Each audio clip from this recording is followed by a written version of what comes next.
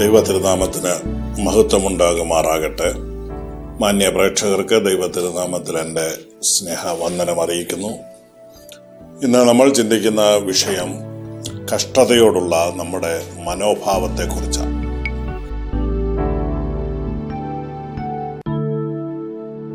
ക്രിസ്തീയ വിശ്വാസം പിന്തുടരുന്ന നിമിത്തം നാം അനുഭവിക്കുന്ന കഷ്ടതകള്, ക്ലേശങ്ങള്, പീഡകളൊക്കെയുണ്ട്.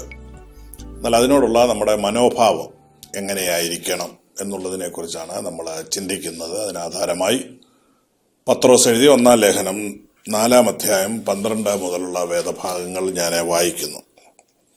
പ്രിയമുള്ളവരെ, നിങ്ങൾക്ക് പരീക്ഷയ്ക്കായി സംഭവിച്ചിരിക്കുന്ന അഗ്നിശോധനയെങ്കിൽ ഒരപൂർവ കാര്യം നിങ്ങൾക്ക് വന്നുകൂടിയെന്ന് വെച്ച് അതിശയിച്ചു പോകരുത്. ക്രിസ്തുവിന്റെ കഷ്ടങ്ങൾക്ക് പങ്കുള്ളവരാകും തോറും സന്തോഷിച്ചുകൊള്ളുവിൻ.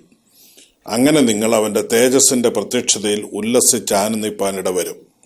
ക്രിസ്തുവിന്റെ നാമം ഹേതുവായി നിന്ന് സഹിക്കേണ്ടി വന്നാൽ നിങ്ങൾ ഭാഗ്യവാന്മാർ. മഹത്വത്തിന്റെ ആത്മാവായ ദൈവാത്മാവ് നിങ്ങളുടെ മേൽ ആവസിക്കുന്നുവല്ലോ. നിങ്ങളിൽ ആരും കൊലപാതകനോ കള്ളനോ ദുഷ്പ്രവർത്തിക്കാരനോ ആയിട്ടല്ല കഷ്ടം സഹിക്കേണ്ടത്, പരകാര്യത്തിൽ ഇടപെടുന്നവനായിട്ടുമല്ല. ക്രിസ്ത്യാനിയായിട്ട് കഷ്ടം സഹിക്കേണ്ടി വന്നാലോ ലജ്ജിക്കരുത്. ഈ നാമം ധരിച്ചിട്ട് ദൈവത്തെ മഹത്വപ്പെടുത്തുകയത്രേ വേണ്ടത്. ന്യായവിധി ദൈവഗ്രഹത്തിൽ ആരംഭിപ്പാൻ സമയമായല്ലോ. അത് നമ്മിൽ തുടങ്ങിയാൽ ദൈവത്തിന്റെ സുവിശേഷം അനുസരിക്കാത്തവരുടെ അവസാനം എന്താകും? നീതിമാൻ പ്രയാസേന രക്ഷ പ്രാപിക്കുന്നുവെങ്കിൽ അഭക്തന്റെയും പാപിയുടെയും ഗതി എന്താകും? അതുകൊണ്ട് ദൈവേഷ്ടപ്രകാരം കഷ്ടം സഹിക്കുന്നവർ നന്മ ചെയ്തുകൊണ്ട് തങ്ങളുടെ പ്രാണനെ വിശ്വസ്തനായ സൃഷ്ടാവിങ്കൽ പരമേൽപ്പിക്കട്ടെ. അപ്പോസ്തലനായ പത്രോസ് ചിതറിപ്പാർക്കുന്ന ക്രിസ്ത്യാനികളോട് പ്രബോധിപ്പിക്കുന്നത് കഷ്ടതയെക്കുറിച്ചുള്ള നമ്മുടെ മനോഭാവം എന്തായിരിക്കണം എന്നുള്ളതാണ്. കർത്താവായ യേശു ക്രിസ്തുവിനെ കുറിച്ചുള്ള ഏറ്റവും വലിയ ബഹുമാനത്തിലൊന്ന്, യേശു സത്യം പറഞ്ഞു എന്നുള്ളത് മാത്രമല്ല, മുഴു സത്യവും പറയുമായിരുന്നു. കർത്താവ് അർത്ഥസത്യങ്ങളൊന്നും പറഞ്ഞിട്ടില്ല, പറയുമ്പോൾ മുഴുവൻ സത്യവും പറയുമായിരുന്നു. അതുപോലെ യേശു കർത്താവ് ഒരിക്കലും തന്നെ അനുഗമിക്കേണ്ടതിനു വേണ്ടി ആളെ കൂട്ടാൻ വേണ്ടി മോഹന സുന്ദര വാഗ്ദാനങ്ങളൊന്നും കൊടുത്തില്ല, പ്രലോഭനങ്ങൾ ഒന്നും നടത്തിയിട്ടില്ല. ആളുകളുടെ സത്യം പറഞ്ഞ് മനസ്സിലാക്കുമായിരുന്നു. തന്നെ അനുഗമിക്കുന്നവർക്ക് എന്ത് കിട്ടും, എന്തെങ്കിലും റിസ്ക് ഉണ്ടോ, ഇതെല്ലാം കർത്താവ് നേരത്തെ കൂട്ടി ആളുകളോട് പറഞ്ഞിട്ടുണ്ട്. കർത്താവിനെ അനുഗമിക്കാൻ ചെന്ന ഒരു മനുഷ്യൻ പറഞ്ഞു, ഗുരു, അങ്ങ് എവിടെ പോയാലും ഞാൻ അങ്ങേ അനുഗമിക്കാം എന്ന് പറഞ്ഞപ്പോൾ കർത്താവ് ആ മനുഷ്യനെ പ്രോത്സാഹിപ്പിക്കുകയല്ല ചെയ്തത്, നിരുത്സാഹപ്പെടുത്തുകയുമല്ല ചെയ്തത്. എന്നാൽ സത്യം ആ മനുഷ്യനോട് പറഞ്ഞു.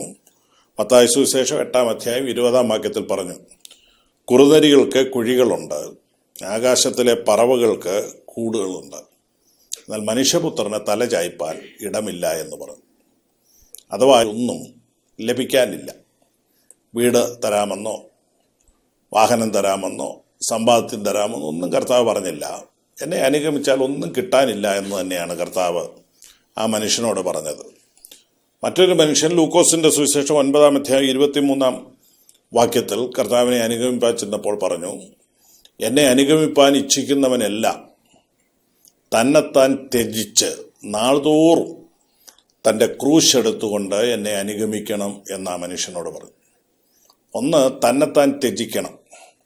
സ്വന്തം ഐഡന്റിറ്റി പോലും നഷ്ടപ്പെടുത്താൻ തയ്യാറുള്ളവൻ മാത്രമേ യേശുവിനെ അനുഗമിച്ചാൽ മതി എന്ന യേശു പറഞ്ഞത്. മാത്രമല്ല, വല്ലപ്പോഴും ഒരു ക്രൂശുണ്ടെന്നല്ല പറഞ്ഞത്, നാൾതോറും തൻ്റെ ക്രൂശ് എടുത്തുകൊണ്ട് തന്നെ അനുഗമിക്കണം. യേശുവിനെ അനുഗമിക്കുന്നത് കൊണ്ട് കഷ്ടതയും നിന്ദയും പ്രയാസവും ഒക്കെ ഉണ്ടാകും എന്ന് തന്നെയാണ് കർത്താവ് പറഞ്ഞതിൻ്റെ അർത്ഥം. അഥവാ കർത്താവ് ചോദ്യരൂപേണ ചോദിക്കുകയായിരുന്നെങ്കിൽ ഇങ്ങനെ ചോദിച്ചേനെ, എന്നെ അനുഗമിക്കാൻ ഇച്ഛിക്കുന്ന ഒരു മനുഷ്യൻ അതിന് കൊടുക്കേണ്ടി വരുന്ന വിലയെക്കുറിച്ച് ചിന്തിച്ചിട്ടുണ്ടോ? വില കൊടുക്കാൻ തയ്യാറുള്ളവർക്ക് മാത്രമേ യേശുവിനെ ഈ ലോകത്ത് അനുഗമിക്കാൻ കഴിയുകയുള്ളൂ. കർത്താവ് തന്നെ ഒരിക്കൽ പറഞ്ഞു, ഒരു മനുഷ്യൻ ഒരു ഗോപുരം പണിയുവാൻ ഇച്ഛിച്ചാൽ അത് തീർക്കാൻ വകയുണ്ടോ എന്ന് അന്വേഷിക്കണം. അല്ല എങ്കിൽ പണി തുടങ്ങിക്കഴിഞ്ഞിട്ട് അവൻ ലജ്ജിച്ചു പോകും, അത് തീർക്കാൻ വകയില്ലാതെ. ഇതുപോലെ യേശുവിനെ അനുഗമിക്കുന്നത് കൊണ്ട് ഈ ലോകത്തിൽ ഉണ്ടാകാൻ പോകുന്ന കഷ്ടതയെക്കുറിച്ചും നിന്ദയെക്കുറിച്ചും പരിഹാസത്തെക്കുറിച്ചും ഒക്കെ നമ്മൾ ബോധവാന്മാരായിരിക്കണം.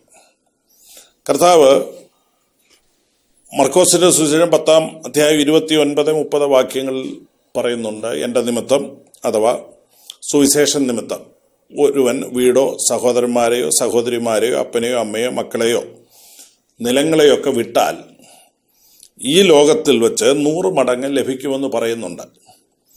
പക്ഷേ 100 മടങ്ങ് ലഭിക്കുമെന്ന് പറയുമ്പോൾ തന്നെ ആ വാക്യത്തിൽ ഉപയോഗിച്ചിട്ടുള്ള ഒരു വാക്ക് നമ്മൾ പലപ്പോഴും വിസ്മരിക്കുകയാണ്.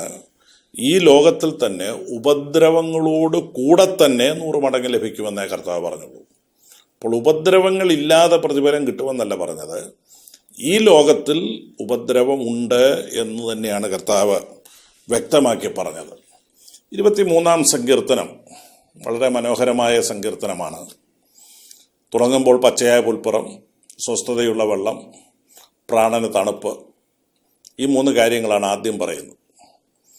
പക്ഷേ എപ്പോഴും പ്രാണന് തണുപ്പായിരിക്കുമെന്ന് പറഞ്ഞിട്ടില്ല. എപ്പോഴും പച്ചയായ പുൽപ്പുറവും സ്വസ്ഥതയുള്ള വെള്ളവും എപ്പോഴും പ്രാണന് തണുപ്പുമാണെന്നല്ല സങ്കീർത്തനക്കാരൻ പറയുന്നത്. അതിൻ്റെ മധ്യഭാഗത്ത് പറയുന്നു, മരണത്തിൻ്റെ കൂരിരുൾ താഴ്വരയിൽ കൂടെ കടക്കേണ്ടി വരുമെന്ന് പറയുന്നു. അപ്പോൾ താഴ്വരകളുണ്ട്, ഭീതിയുടെ താഴ്വരകളുണ്ട്, മരണനിഴലിൻ്റെ താഴ്വരയിലൂടെ മനുഷ്യൻ കടക്കേണ്ടി വരും. അഥവാ എപ്പോഴും ഒരു കൊടുമുടിയുടെ അനുഭവമല്ല ക്രിസ്തീയ ജീവിതം. ഒരു മലയുണ്ടെങ്കിൽ ഒരു താഴ്വരയുണ്ട്. അപ്പോൾ താഴ്വരയിലൂടെ കടന്നു പോകേണ്ടതായ അനുഭവങ്ങൾ ജീവിതത്തിലുണ്ടാകും. പക്ഷേ താഴ്വരയുണ്ടെങ്കിലും സങ്കീർത്തനക്കാരൻ അവിടെ പറഞ്ഞിട്ടുള്ള ഒരു ആശ്വാസവാക്കുണ്ട്, മരണത്തിൻ്റെ കൂരിൽ താഴ്വരയിലൂടെ ഞാൻ നടന്നു പോയാലും കടക്കേണ്ടി വന്നാലും ഞാൻ ഭയപ്പെടുകയില്ല, കാരണം നീ എന്നോട് കൂടെയുണ്ട്. അതാ കർത്താവ് പറഞ്ഞത്. എന്നും അനുകൂലമായ സാഹചര്യമുണ്ടെന്ന് കർത്താവ് പറഞ്ഞിട്ടില്ല. നമുക്കിഷ്ടമല്ലാത്ത സാഹചര്യങ്ങൾ, പ്രതിസന്ധികൾ, പ്രശ്നങ്ങളൊക്കെ ജീവിതത്തിൽ ഉണ്ടാകും. പക്ഷേ ഏത് സാഹചര്യത്തിലും കർത്താവ് നമ്മുടെ കൂടെ ഉണ്ട് എന്നുള്ള ആശ്വാസം ദൈവം നമുക്ക് ദൈവവചനത്തിലൂടെ നമുക്ക് ഉറപ്പ് നൽകിയിട്ടുണ്ട്. ഈ കാലത്തിൽ സംഭവിച്ചിരിക്കുന്ന ഒരപകടം, സമൃദ്ധിയുടെ സുവിശേഷം പ്രസംഗിക്കുന്ന ആളുകൾ അവരെ ജനത്തെ പഠിപ്പിക്കുന്നത് കർത്താവിനെ കണ്ടുമുട്ടിയാൽ പിന്നെ, കർത്താവിൽ വിശ്വസിച്ചാൽ പിന്നെ യാതൊരു കഷ്ടതയുണ്ടാകത്തില്ല, യാതൊരു ക്ലേശമുണ്ടാകത്തില്ല. ചിലർ പഠിപ്പിക്കുന്നു പിന്നെ രോഗങ്ങളുണ്ടാകത്തില്ല, പിന്നെ എല്ലാം സമൃദ്ധിയാണ്. നടന്ന ആ യോഗത്തിന് വന്നതെങ്കിൽ തിരിച്ചു പോകുമ്പം കർത്താവ് സൈക്കിൾ തരും, സൈക്കിളെ വന്ന ബൈക്ക് തരും, ബൈക്കേ വന്നവന് കാറ് തരും. ഇങ്ങനെ സമ്പൽ സമൃദ്ധിയുടെ ഒരു സുവിശേഷം ഇവിടെ പ്രസംഗിക്കപ്പെടുന്നുണ്ട്. അത് ബൈബിൾ പറയുന്ന സുവിശേഷമല്ല. യേശു പറഞ്ഞത്, മുൻപേ അവൻ്റെ രാജ്യവും നീതിയും അന്വേഷിപ്പിൻ, അതോടുകൂടെ ഇതൊക്കെയും കിട്ടുമെന്ന് പറഞ്ഞിട്ടുണ്ട്. സകലവും കിട്ടുമെന്നാണ് ചിലർ പറയുന്നത്. അങ്ങനെ കർത്താവ് പഠിപ്പിച്ചിട്ടില്ല. കർത്താവ് പഠിപ്പിച്ച ഇതൊക്കെയും കിട്ടും. ഇതൊക്കെയും എന്ന് പറഞ്ഞാൽ എന്തോ അർത്ഥം? അതിൻ്റെ മുകളിൽ പറഞ്ഞിട്ടുണ്ട്, തിന്നാൻ, കുടിക്കാൻ, ഉടുക്കാനുള്ളത് തരാമെന്നേ കർത്താവ് പറഞ്ഞിട്ടുള്ളൂ. ആരുടെയും അത്യാർത്തി തീർത്തു തരാമെന്നോ ലോകത്ത് സമൃദ്ധി തരാമെന്നോ ഒന്നും കർത്താവ് വാഗ്ദാനം ചെയ്തിട്ടില്ല. കഷ്ടതയില്ലാത്തൊരു ജീവിതം കർത്താവ് വാഗ്ദാനം ചെയ്തിട്ടില്ല. എന്നാൽ കഷ്ടതയിൽ കൂടെയിരിക്കാമെന്ന് കർത്താവ് പറഞ്ഞിട്ടുണ്ട്. യോബ് പറയുന്നത്, സ്ത്രീ പ്രസവിച്ച മനുഷ്യൻ കഷ്ടസമ്പൂർണനും അല്പയായുസുള്ളവനുമാണ്. അഥവാ ഈ ലോകത്തിലെ ജീവിതത്തിൽ മനുഷ്യന് കഷ്ടതയും ക്ലേശവും ഉപദ്രവങ്ങളും ഒക്കെ ഉണ്ട്. അതിനെക്കുറിച്ച് മനുഷ്യൻ ബോധവാനായിരിക്കണം. ഇതൊക്കെ ഉണ്ടെന്ന് അറിവില്ലാതിരിക്കുന്നവർക്കാണ് ഇങ്ങനെയുള്ള സന്ദർഭങ്ങൾ നേരിടുമ്പോൾ അവർ പെട്ടെന്ന് പ്രതിസന്ധിയിലാകും. എങ്ങനെ പിടിച്ചു നിൽക്കാൻ പറ്റുമെന്നറിയാതെ അവരെ പതറിപ്പോകും. ദൈവവചനത്തിൽ യഥാർത്ഥമായിട്ട് വേര് ഊന്നിയിട്ടില്ലാത്ത വിശ്വാസികൾ പ്രതിസന്ധികളിൽ തളർന്നു പോകും. അവർക്ക് പിടിച്ചു നിൽക്കാൻ കഴിയുകയില്ല. ഏത് കാറ്റിനാലും ഉലയുന്ന ഓട പോലെ ഇവരെ ദുരുപദേശത്തിൻ്റെ കൊടുങ്കാറ്റിൽ ഉലഞ്ഞു പോകാൻ സാധ്യതയുണ്ട്. അതുകൊണ്ടാണ് കർത്താവ് പറയുന്നത്, നിങ്ങൾക്ക് ലോകത്തിൽ കഷ്ടമുണ്ട്, പക്ഷെ പറഞ്ഞു എങ്കിലും ധൈര്യപ്പെടുവിൻ, ഞാൻ ലോകത്തെ ജയിച്ചിരിക്കുന്നു എന്നാണ് കർത്താവ് പറയുന്നത്. ഇവിടെ നാം വായിച്ച കുറിവാക്യത്തിൽ പത്രോസ് പറഞ്ഞു തുടങ്ങുന്നതും ഇങ്ങനെയാണ്, പ്രിയമുള്ളവരെ, നിങ്ങൾക്ക് പരീക്ഷയ്ക്കായി സംഭവിച്ചിരിക്കുന്ന അഗ്നിശോധനയെങ്കിൽ ഒരു അപൂർവ കാര്യം നിങ്ങൾക്ക് വന്നുകൂടി എന്ന് വെച്ച് അതിശയിച്ചു പോകരുത്. അഥവാ ഒരു പരീക്ഷ ഉണ്ടാകുമ്പോൾ, ഒരു പ്രശ്നമുണ്ടാകുമ്പോൾ, ഒരു പ്രതിസന്ധി ഉണ്ടാകുമ്പോൾ നിങ്ങൾ അതിശയിച്ചു പോകരുത്. അയ്യോ, ഇത് ഞാൻ അറിഞ്ഞിരുന്നില്ലല്ലോ, ഇങ്ങനെ സംഭവിക്കുമെന്ന് ഞാൻ പ്രതീക്ഷിച്ചില്ലല്ലോ എന്ന് പറയരുത്. പത്രോസ് പറയും, നിങ്ങൾ അതിശയിച്ചു പോകരുത്, ഇത് സ്വാഭാവികമാണ്. എന്തോ സംഭവിച്ചു പോയി, പ്രതീക്ഷിക്കാത്ത എന്തോ സംഭവിച്ചു വന്നുകൂടിയെന്ന് പറയരുത്. ഇല്ല, വന്നുകൂടിയതല്ല, ദൈവത്തിൻ്റെ അറിവോടെ ദൈവത്തിൻ്റെ സമ്മതത്തോടുകൂടെ സംഭവിച്ച കാര്യങ്ങളാണിത്.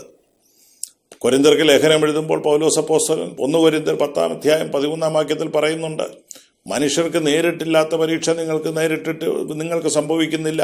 അപ്പോൾ മനുഷ്യർക്ക് പരീക്ഷയുണ്ട്, ലോകത്ത് ജീവിക്കുമ്പോൾ ഇതെല്ലാം ഉണ്ട്.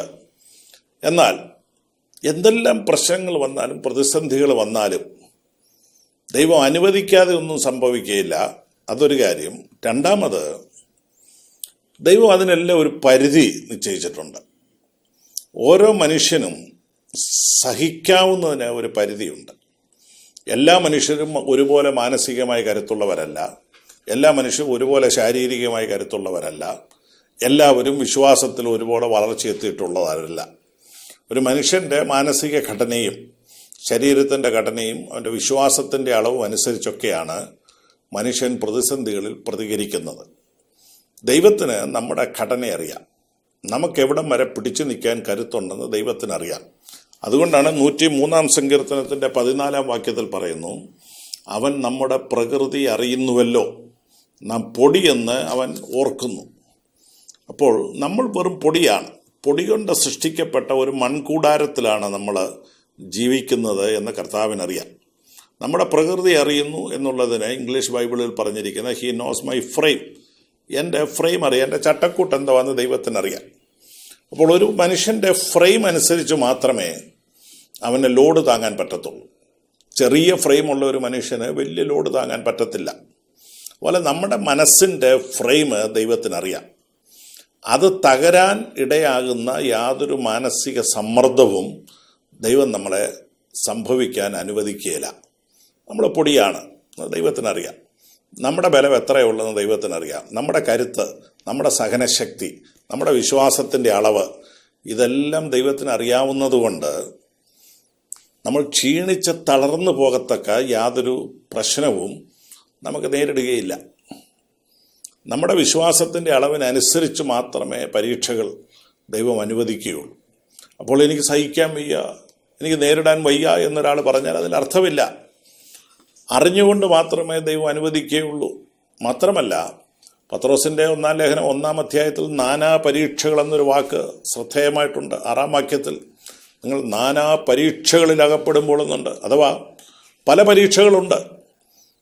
എന്നാൽ 4-ാം അധ്യായത്തിൽ മറ്റൊരു പദപ്രയോഗമുണ്ട്, വിവിധങ്ങളാകുന്ന കൃപകൾ എന്ന് പറയുന്നുണ്ട്.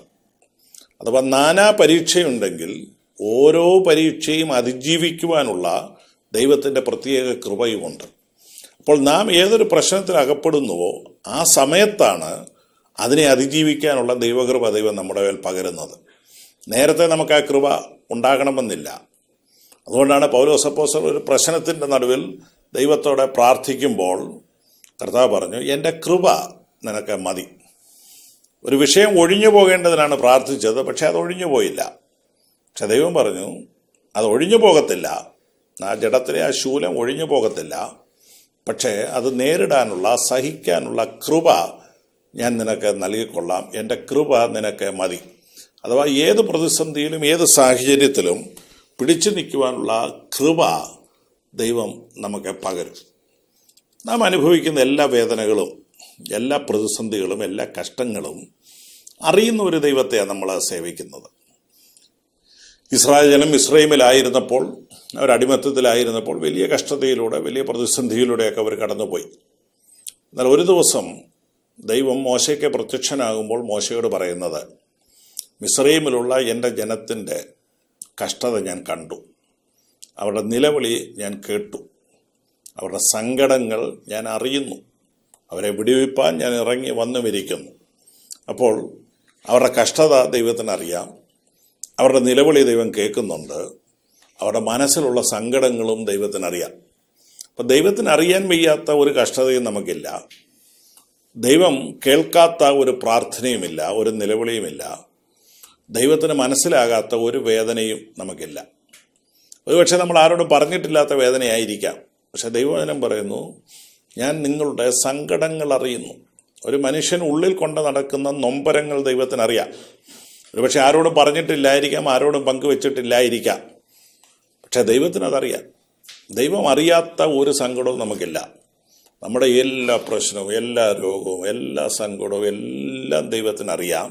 അതാത് സമയത്ത് ദൈവം അതിനുള്ള കൃപ നമുക്ക് തരും. മാത്രമല്ല, ദൈവം നമുക്ക് തരുന്ന ഏറ്റവും വലിയ ഒരു സമ്പത്ത് അവിടുത്തെ ദിവ്യമായ സമാധാനമാണ്. കർത്താവ് ഈ ലോകത്തിൽ നിന്ന് പോകുമ്പോൾ ശിഷ്യന്മാർക്ക് കൊടുത്തിട്ട് പോയത് എന്താണ്? ആർക്കും ഒരു വീട് വെച്ച് കൊടുത്തില്ല. ആർക്കും ഒരു സാമ്പത്തിക സഹായം കർത്താവ് ചെയ്തു കൊടുത്തില്ല ശിഷ്യന്മാർക്ക്. പോകുമ്പോൾ തൻ്റെ അമ്മയെ തൻ്റെ പ്രിയ സ്നേഹിതനായ യോഹന്നാന് വിട്ടുകൊടുത്തു. തൻ്റെ വസ്ത്രം പടയാളികൾ ചീട്ടിട്ടെടുത്തു കൊടുത്തു. പിന്നെ കർത്താവിന് കൊടുക്കാനായിട്ട് ആകെ ഉണ്ടായിരുന്നത്, അഥവാ കർത്താവിൻ്റെ വിൽപ്പത്രം എന്ന് വേണമെങ്കിൽ പറയാം. കർത്താവ് എഴുതി വെച്ച് ഇങ്ങനെയാണ് പറഞ്ഞതിങ്ങനെയാണ്: എൻ്റെ സമാധാനം ഞാൻ നിങ്ങൾക്ക് തന്നേച്ച് പോകുന്നു. അതേ ഉള്ളായിരുന്നു ശിഷ്യന്മാർക്ക് കൊടുക്കുവാൻ. കർത്താവ് അനുഭവിച്ചതായ ദിവ്യമായ സമാധാനം കർത്താവ് തൻ്റെ ശിഷ്യന്മാർക്ക് കൊടുത്തിട്ടാണ് പോകുന്നത്. അപ്പോൾ പ്രശ്നങ്ങൾ ഒഴിവാകണമെന്നില്ല, പ്രതിസന്ധികൾ ഒഴിവാകണമെന്നില്ല, കഷ്ടതകൾ ഒഴിവാകണമെന്നില്ല. പക്ഷേ ഏതിൻ്റെയും മധ്യത്തിൽ പിടിച്ചു നിൽക്കാനുള്ള കരുത്ത് പകരുന്ന ദൈവത്തിൻ്റെ സമാധാനം നമുക്ക് നൽകി തന്നിട്ടുള്ളത് കൊണ്ട് കഷ്ടങ്ങളിൽ പതറാതെ ഇടറാതെ നിലനിൽക്കുവാൻ നമുക്ക് കഴിയും. ദൈവത്തിൻ്റെ കൃപ അതിനുവേണ്ടി നമുക്ക് ദൈവം നൽകിത്തരും. എന്തുകൊണ്ടാണ് ദൈവമക്കൾ ഈ ഭൂമിയിൽ നിന്ദിക്കപ്പെടുന്നത്, അപമാനിക്കപ്പെടുന്നത്? ക്രിസ്തു നിമിത്തം ഉണ്ടാകുന്ന കഷ്ടങ്ങളുണ്ട്. എന്തുകൊണ്ടാണ് മറ്റുള്ളവർ നമ്മെ കഷ്ടപ്പെടുത്തുന്നത്? അഥവാ എന്തുകൊണ്ടാണ് ഇവിടെ ക്രിസ്ത്യാനികൾ പീഡ അനുഭവിക്കുന്നത്? ക്രിസ്ത്യാനി എന്ന നാമം ഉള്ളതുകൊണ്ട് മാത്രം അനുഭവിക്കുന്ന ഒരുപാട് പീഡകളുണ്ട്. കർത്താവ് തന്നെ അതിൻ്റെ കാരണം പറഞ്ഞിട്ടുണ്ട്. എന്തുകൊണ്ടാണ് നിങ്ങൾ പീഡിപ്പിക്കപ്പെടുന്നത്? യോഹന്നാൻ്റെ സുവിശേഷം 15-ാം അധ്യായം 18-19 വാക്യത്തിൽ പറയുന്നു: ലോകം നിങ്ങളെ പകയ്ക്കുന്നുവെങ്കിൽ അത് നിങ്ങൾക്ക് മുൻപ് എന്നെ പകച്ചിരിക്കുന്നു എന്ന് നിങ്ങൾ അറിയണം. നിങ്ങൾ ലോകക്കാരായിരുന്നുവെങ്കിൽ ലോകം തനിക്ക് സ്വന്തമായതിനെ സ്നേഹിക്കുമായിരുന്നു. അപ്പോൾ ലോകം നമ്മളെ പകയ്ക്കുന്നത് നമ്മൾ ലോകക്കാരല്ല എന്നുള്ള കാരണം കൊണ്ടാണ്. എന്തുകൊണ്ട്? ലോകത്തിൽ നിന്ന് ദൈവം നമ്മെ പ്രത്യേകമായി തിരഞ്ഞെടുത്തു. നമ്മൾ ലോകത്തിൽ വസിക്കുമ്പോൾ തന്നെ നമ്മൾ ലോകക്കാരല്ല. ഈ ലോകത്തിൽ നിന്ന് ദൈവം നമ്മെ ഒരു പ്രത്യേക ജാതിയായി, ദൈവത്തിൻ്റെ സമ്പത്തായി ദൈവം നമ്മളെ തിരഞ്ഞെടുത്തിരിക്കുകയാണ്. ആ ദൈവിക തിരഞ്ഞെടുപ്പ് മനുഷ്യർ നമ്മളോട് ശത്രുത പുലർത്തുന്നതിന് കാരണമായിരുന്നു. സാധാരണ എല്ലാവരും ജീവിക്കുന്ന പോലെ ഒരു മനുഷ്യൻ ഈ ലോകത്ത് ജീവിച്ചാൽ അവന് പ്രശ്നങ്ങൾ ചിലപ്പോൾ ഒഴിവായെന്നിരിക്കാം. എന്നാൽ പൗലോസ് അപ്പോസ്തലൻ പറയുന്നു, ക്രിസ്തുയേശുവിൽ ഭക്തിയോടെ ജീവിക്കുന്ന എല്ലാവർക്കും പ്രശ്നങ്ങളുണ്ടാകും. ഭക്തിയുടെ പ്രതിഫലമായിരിക്കാം ഒരു പക്ഷേ ലോകത്തുണ്ടാകുന്ന കഷ്ടതകൾ. ഒരുത്തൻ ഭക്തിയോടെ ജീവിക്കുമ്പോൾ അവന്, തിമോത്തിയോസിന് എഴുതിയ 2-ാം ലേഖനം 3-ാം അധ്യായം 12-ാം വാക്യത്തിൽ പറയുന്നു, ക്രിസ്തുയേശുവിൽ ഭക്തിയോടെ ജീവിക്കാൻ മനസ്സുള്ളവർക്കെല്ലാം ഉപദ്രവം ഉണ്ടാകും. അപ്പോൾ ഭക്തിയുടെ കുറവ് കൊണ്ടല്ല ഒരു മനുഷ്യന് ഇവിടെ ഉപദ്രവം ഉണ്ടാകുന്നത്. ഭക്തിയുടെ കുറവ് കൊണ്ടല്ല കഷ്ടതകൾ ഉണ്ടാകുന്നത്. ഭക്തി ഉള്ളത് കൊണ്ടാണ്. അതുകൊണ്ടാണല്ലോ ഇയ്യോബിൻ്റെ ഭാര്യയെ ഇയ്യോബിന് കൊടുക്കുന്ന ഒരു ഗുണദോഷം. ഇയ്യോബിന് കഷ്ടതയുണ്ടായപ്പോൾ, ക്ലേശമുണ്ടായപ്പോൾ, നഷ്ടമുണ്ടായപ്പോൾ ഭാര്യ ഇയ്യോബിനോട് പറയുന്ന വാചകം ഇങ്ങനെയാണ്: നിങ്ങൾ നിങ്ങളുടെ ഭക്തി ത്യജിച്ച് കളയാനാണ് പറയുന്നത്. ഭക്തി ത്യജിച്ച് കളയാൻ. അപ്പോൾ അവർക്ക് മനസ്സിലായൊരു കാര്യമുണ്ട്, ഇയ്യോബ് ഒരു ഭക്തനായി ജീവിച്ചത് കൊണ്ടാണ് ഈ ക്ലേശങ്ങളൊക്കെ ഉണ്ടായത്. ഭക്തിയില്ലാതെ ജീവിക്കുന്ന പലർക്കും ഇല്ലാത്ത കഷ്ടങ്ങളാണ് ഭക്തയോടെ ജീവിക്കുന്നവർക്ക് ഈ ലോകത്തിൽ ഉണ്ടാകുന്നത്. അപ്പോൾ ഒരു മനുഷ്യൻ വിവിധങ്ങളാകുന്ന കഷ്ടതയിലൂടെ, പ്രതിസന്ധിയിലൂടെ ഈ ലോകത്ത് കടന്നു പോകുമ്പോൾ അവൻ്റെ ഭക്തിയുടെ കുറവ് കൊണ്ടാണ് ഇത് സംഭവിക്കുന്നത് എന്ന് തെറ്റിദ്ധരിക്കരുത്. അവൻ ഭക്തനായതുകൊണ്ടാണ്. ഭക്തന്മാർക്ക് ജീവിക്കാൻ പറ്റിയ ഒരു ലോകമല്ല ഈ ലോകം. അതുകൊണ്ട് ലോകം നമ്മളെ പകയ്ക്കും, ലോകം നമ്മളെ ത്യജിക്കും, ലോകം നമ്മെ ഒറ്റപ്പെടുത്തും, ലോകം നമ്മളെ അപമാനിക്കും, അപവാദം പറയും, ഉപദ്രവിക്കും. ഇതെല്ലാം ക്രിസ്ത്യാനിയായി കഷ്ടം സഹിക്കുകയാണ്. യേശുവിൻ്റെ നാമം നിമിത്തം കഷ്ടതകൾ നമുക്കുണ്ട്. കർത്താവ് ദൈവവചനത്തിലൂടെ ധാരാളം മുന്നറിയിപ്പുകൾ നമുക്ക് തന്നിട്ടുണ്ട്. മുന്നറിയിപ്പ് ശ്രദ്ധിക്കുക. യോഹന്നാന്റെ സുവിശേഷം 16 അധ്യായം 2 വാക്യത്തിൽ ഇങ്ങനെയാണ് മുന്നറിയിപ്പ്: നിങ്ങളെ കൊല്ലുന്നവനെല്ലാം ദൈവത്തിന് വഴിപാട് കഴിക്കുന്നുവെന്ന് വിചാരിക്കുന്ന നാഴിക വരുന്നു. അഥവാ ഒരു ക്രിസ്ത്യാനിയെ കൊല്ലുന്നത് പുണ്യമാണെന്ന് ചിന്തിക്കുന്ന നാഴിക വരുന്നുവെന്നാണ് പറഞ്ഞത്. ഇന്ന് നമുക്കറിയാം ഇസ്ലാമിക് സ്റ്റേറ്റും മറ്റും ചെയ്യുന്നത്. ലോകമെങ്ങും ക്രിസ്ത്യാനികളെ കൊന്നൊടുക്കുകയാണ്. അവർ വിചാരിക്കുന്നത് അവരേതോ നല്ല കാര്യമാണ് ചെയ്യുന്നത് എന്ന് അവർ കരുതുകയാണ്. ഇത് യാദൃച്ഛികമായി സംഭവിക്കുന്നതാണോ? അല്ല. കർത്താവ് നേരത്തെ പറഞ്ഞതാണ്, നിങ്ങളെ കൊല്ലുന്നവരെല്ലാം ദൈവത്തിന് വഴിപാട് കഴിക്കുന്നു എന്ന് വിചാരിക്കുന്ന നാഴിക വരുന്നു എന്ന് പറയുന്നു. വീണ്ടും കർത്താവ് പറയുന്നു 16 അധ്യായത്തിന് 33 വാക്യം, യോഹന്നാന്റെ സുവിശേഷം: നിങ്ങൾക്ക് സമാധാനം ഉണ്ടാകേണ്ടതിന് ഞാൻ നിങ്ങളോട് പറയുന്നു, ലോകത്തിൽ നിങ്ങൾക്ക് കഷ്ടമുണ്ട്. സമാധാനം ഉണ്ടാകാൻ വേണ്ടി പറയുകയാണ്, കഷ്ടമുണ്ട്. അപ്പോൾ സമാധാനം ഉണ്ടാകണേ കഷ്ടം ഉണ്ടാകണമെന്ന് അല്ല, അതല്ല എൻ്റെ അർത്ഥം. കഷ്ടമുണ്ടെന്നുള്ളത് നിങ്ങൾ അറിഞ്ഞില്ലെങ്കിൽ കഷ്ടമുണ്ടാകുമ്പോൾ നിങ്ങൾ വിഷമിച്ചു പോകും. പക്ഷെ കഷ്ടം ഉണ്ടാകുമ്പോൾ വിഷമിക്കാതിരിക്കേണ്ടതിന് കർത്താവ് പറഞ്ഞു, നേരത്തെ തന്നെ പറയുകയാണ്, ഈ ലോകത്തിൽ നിങ്ങൾക്ക് കഷ്ടതയുണ്ട്, അതുകൊണ്ട് നിങ്ങളുടെ സമാധാനം നഷ്ടപ്പെട്ടു പോകരുത്. എന്നാൽ കർത്താവ് പറഞ്ഞു, ഞാൻ ലോകത്തെ ജയിച്ചിരിക്കുന്നു. അപ്പോൾ നമ്മൾ സ്നേഹിക്കുന്നത്, സേവിക്കുന്നത്, ആരാധിക്കുന്നത് കഷ്ടതകളിൽ കൂടെ കടന്നു പോവുകയും കഷ്ടതയെ ജയിക്കുകയും ചെയ്യുന്ന ഒരു കർത്താവിനെയാണ്. പരാജയപ്പെട്ട ഒരാളിനെ അല്ല നമ്മൾ അനുഗമിക്കുന്നത്, ജയിച്ച ഒരാളിനെ നമ്മൾ അനുഭവിക്കുന്നത്. തെസ്സലോനിക്കർക്ക് എഴുതിയ 1 പുസ്തകം 3 അധ്യായത്തിൻ്റെ 3-4 വാക്യങ്ങൾ പറയുന്നു, കഷ്ടം അനുഭവിക്കുവാൻ നാം നിയമിക്കപ്പെട്ടിരിക്കുന്നു. അഥവാ കഷ്ടതയെന്ന് പറയുന്ന ഒരു ദൈവിക നിയമനമാണ്. നമ്മൾ രക്ഷിക്കപ്പെട്ടപ്പോൾ തന്നെ നമുക്ക് കിട്ടിയിരിക്കുന്ന ഒരു കൃപാവരമുണ്ട്. ഫിലിപ്പി ലേഖനം 1 അധ്യായം 29 വാക്യത്തിൽ പറയുന്നു, കഷ്ടം അനുഭവിക്കാൻ നമുക്ക് വരം ലഭിച്ചിരിക്കുന്നു. അവനിൽ വിശ്വസിക്കുവാൻ മാത്രമല്ല, കഷ്ടം അനുഭവിക്കാൻ നമുക്ക് വരം നൽകപ്പെട്ടിരിക്കുന്നു. അഥവാ അതൊരു വരമാണ്. പ്രവചനവും രോഗശാന്തിപരവും ഭൂതശാന്തിയും ഒക്കെ എല്ലാവരും ആഗ്രഹിക്കുന്ന വരങ്ങളാണ്. പക്ഷേ എല്ലാവർക്കും ലഭിച്ചിട്ടുള്ള ഒരു വരമാണ് കഷ്ടം അനുഭവിപ്പാൻ. ക്രിസ്ത്യാനിയായി ജീവിക്കുന്ന, ഭക്തിയോടെ ജീവിക്കുന്ന എല്ലാ മനുഷ്യനും ഇവിടെ കഷ്ടതയുണ്ട്, അതവൻ മനസ്സിലാക്കി ഇരിക്കണം. എന്നാൽ നമ്മുടെ മനോഭാവം മാറണം. കഷ്ടതയോടുള്ള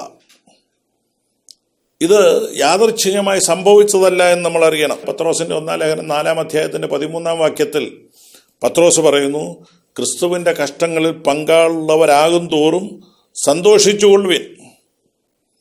അപ്പോൾ ക്രിസ്തുവിന്റെ കഷ്ടങ്ങളിൽ പങ്ക് കിട്ടുമ്പോൾ സന്തോഷിക്കണമെന്നാണ് പറയുന്നത്. നമ്മുടെ മനോഭാവം മാറേണ്ടത്. കഷ്ടത ലോകത്തൊന്നും മാറത്തില്ല, ഉപദ്രവങ്ങൾ ലോകത്തൊന്നും മാറത്തില്ല. പക്ഷെ മാറ്റാൻ പറ്റുന്ന ഒരു ഘടകമുണ്ട്, നമ്മുടെ മനോഭാവം മാറണം.